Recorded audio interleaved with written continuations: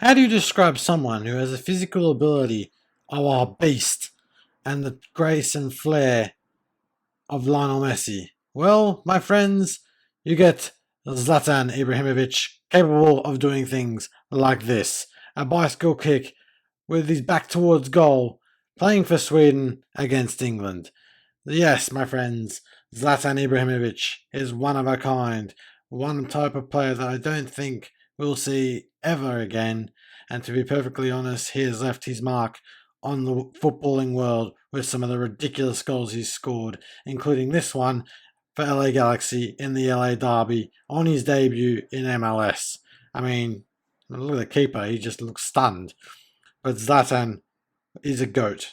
He's played all over Europe, played for many different clubs, and is probably will probably go down as one of the best players of all time.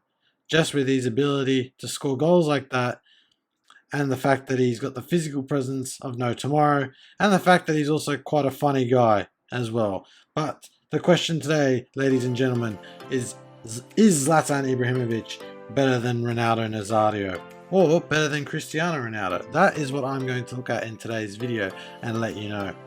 Zlatan began his career in 1996 at Malmo, and by 1999 he had broken into the first team at Malmo. Arsene Wenger actually tried to get Zlatan to audition with Arsenal in 1999, but Zlatan, famed for his quotes, responded to Wenger at the time saying Zlatan doesn't do auditions. Nevertheless, he made his way through Malmo's goal-scoring divisions and eventually earned himself a move to Ajax for $8 million after impressing scouts while at Malmo. Initially, once he had arrived at Ajax, Ibra received little playing time under manager Co Adrianese. However, once Ronald Koeman was instated as manager at Ajax, Zlatan was promptly inserted into the starting 11 and found himself scoring a lot of goals as Ajax clinched the 2001 Eredivisie title. His threat of scoring goals was so prominent, it prompted Juventus to ask for a transfer fee for Zlatan Ibrahimovic, and a deal was agreed for 16 million between Ajax and Juventus, which saw Zlatan go to Italy for the first time in his career. Upon his arrival at Juventus, Zlatan was automatically put into the starting 11 in place of the injury-prone David Trezeguet, and his first season was so good in Italy that the foreign media awarded him the Serie A Foreign Footballer of the Year, and in November 2005 he was awarded the Guldbollen, a prize awarded to the best Swedish footballer of the year. Unfortunately for Zlatan, his playing time in the next season became very limited as he was pushed to the sidelines in favour of a more potent attacking threat lineup. And even though Juventus won 2 titles during Zlatan's time at Juventus, they were later stripped of both these titles as part of the Calciopoli scandal in 2006, and because of that, Zlatan did not want to stay around in the Serie B, as that was the punishment Juventus received for cheating, essentially. So Zlatan decided to move on to Inter Milan for 26 million. Zlatan, meanwhile, had transferred to Inter Milan, and his time at Inter was very successful. Over the course of 3 seasons he was there, he finished with goals in every season. 15 goals in his first as Inter won the Scudetto with a record 97 points.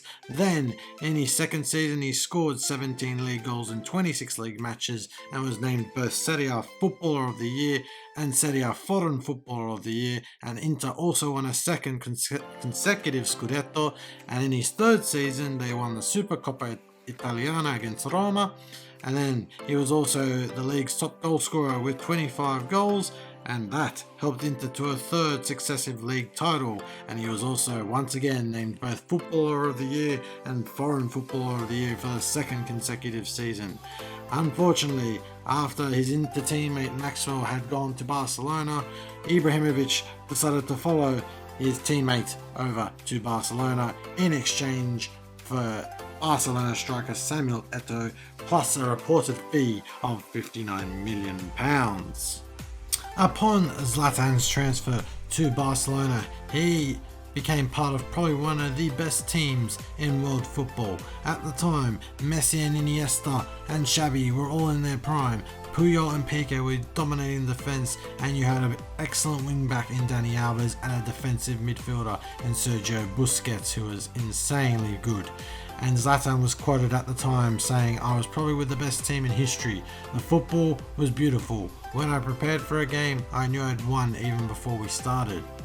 Zlatan came into the 2009-10 season with Barcelona and assisted Lionel Messi in the Supercopa de España, beating Athletic Bilbao 5-1 on aggregate. In October, he scored his first Champions League goal for Barcelona in a group stage match against Rubin Kazan. Ibrahimovic was scoring goals for fun, and in a front three with Thierry Henry and Lionel Messi, scored many goals across his season in Barcelona. He had 11 goals and 4 assists from Barcelona's first 15 league matches, and they capped off 2009 by winning the 2009 FIFA Club World Cup against Estudiantes.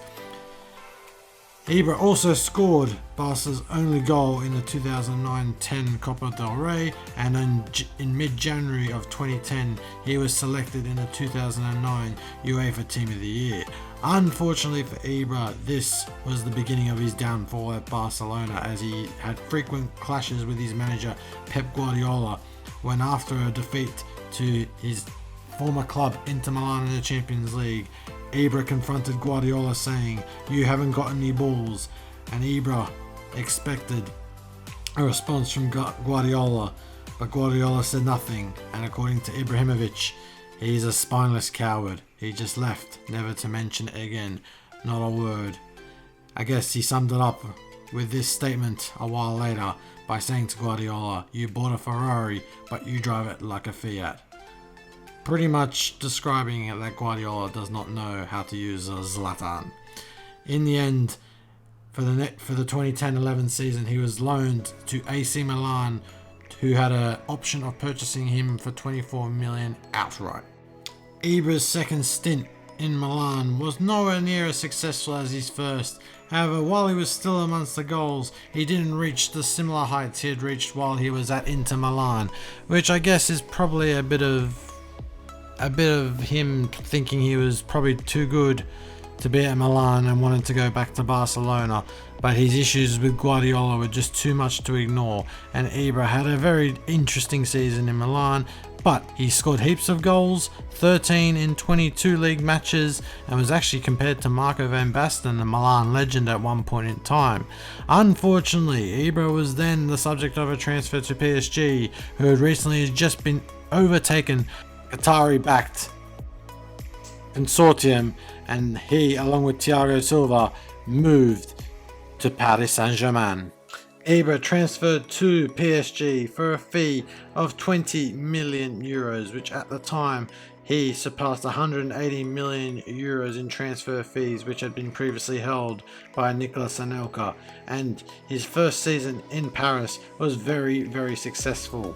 At the end of the season, he was named League One's top goal scorer with 30 goals, becoming the first player to reach that mark in the French top flight since Jean-Pierre Papin in the 1989-90 season. Papin later remarked saying, "We haven't had a goal scorer like him in France for a long time. He is on a different planet to anyone else." He was also named in the League One's Player of the Year by the Union Nationale des Footballeurs Professionnels, or the UNFP. In 2013-14, Ibrahimovic continued his club scoring goals record, and his 2 goals in a 2-0 win over Saint-Etienne were enough to surpass Carlos Bianchi's club record of 39 goals in a season, and he was named League One's Player of the Year for the second consecutive season, including 10 in 8. Aside from scoring 41 goals in all competitions, he also scored 10 in 8 Champions League matches. Ibrahimovic then scored 2 goals for PSG against Guingamp in the 2014 Trophée des Champions, winning his first silverware of that season. He also scored more goals that season. Ibra was on another level in Paris, which I guess more or less shows the quality of the French league not being as high as other leagues in Europe. However, these goals eventually gave him the record by overtaking Pauletta and becoming the PSG's all-time leading goal scorer with 110 goals in all official competitions. At the end of the 2016 season, Ibra had decided to move on at the end of his contract and ended the 15-16 League One season as its top scorer, the third time that he had done so since his transfer. And because of that, PSG had won another League One and Coupe de France domestic treble. When I say domestic treble, they also won the Coupe de Ligue as well for the second consecutive season and equaled Marseille's all-time record of 10 Coupe de France titles. Eventually, his record was actually surpassed by Edinson Cavani in January 2018. Upon his contract finishing at PSG, Ibrahimovic signed as a free agent with Manchester United for the 2016-17 season, and he made an instant impact by scoring the match-winning goal for United in the 2016 FA Community Shield, rising above Wes Morgan to head past Leicester City goalkeeper Kasper Schmeichel in a 2-1 victory. This was his record 10th domestic Super Cup, which is news to me. I didn't actually know he'd won that many domestic cups, but there you go. He had a pretty decent Premier League season as well, scoring 20 league goals, and he managed to do that in a 3-0 away win against Leicester City, and he became at that point in time the oldest person to score more than 20 league goals in a season.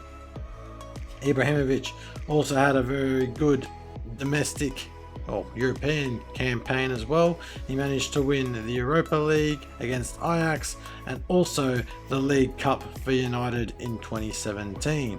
Unfortunately for Zlatan, he was injured in the 2017-18 season, and after not having that many starts, him and Manchester United had agreed to a mutual termination of contract in March 2018.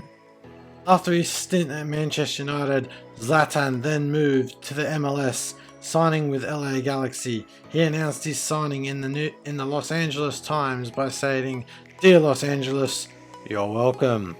He made his debut in a game against LAFC in the inaugural El Tráfico derby, where he scored twice, including a ridiculous 41-meter half volley, which I included at the start of this video, as the Galaxy came from 3 goals down to win the match 4-3.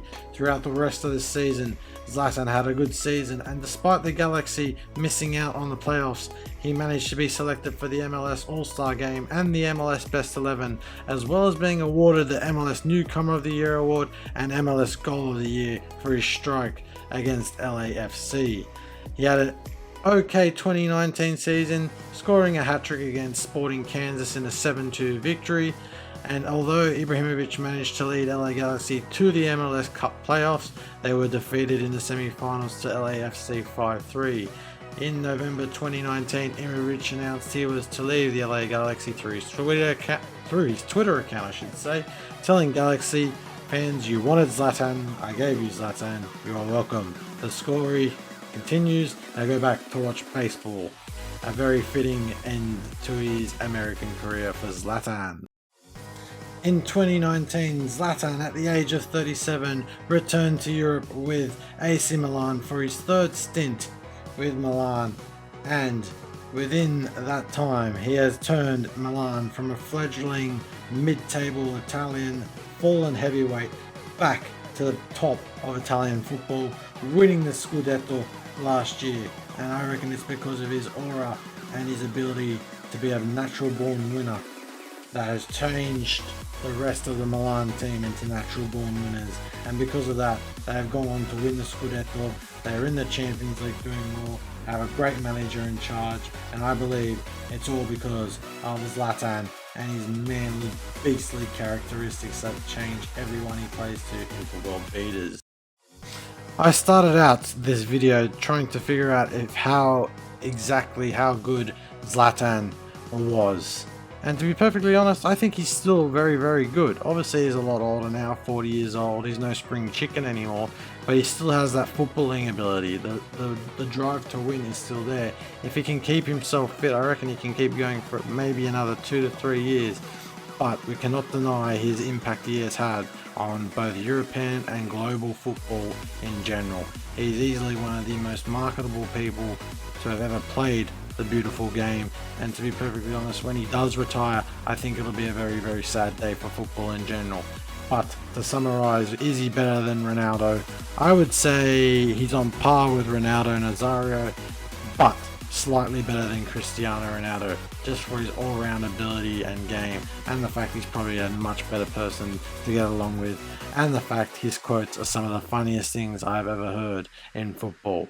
Zlatan, you're a god to the game, and hopefully we can see a little bit more of you before you retire and ride off into the sunset for good. But anyway, my friends, that has been the catch. I hope you have enjoyed this video. Please like, share and subscribe, and I'll see you on another video very soon. Thank you, my friends. Goodbye.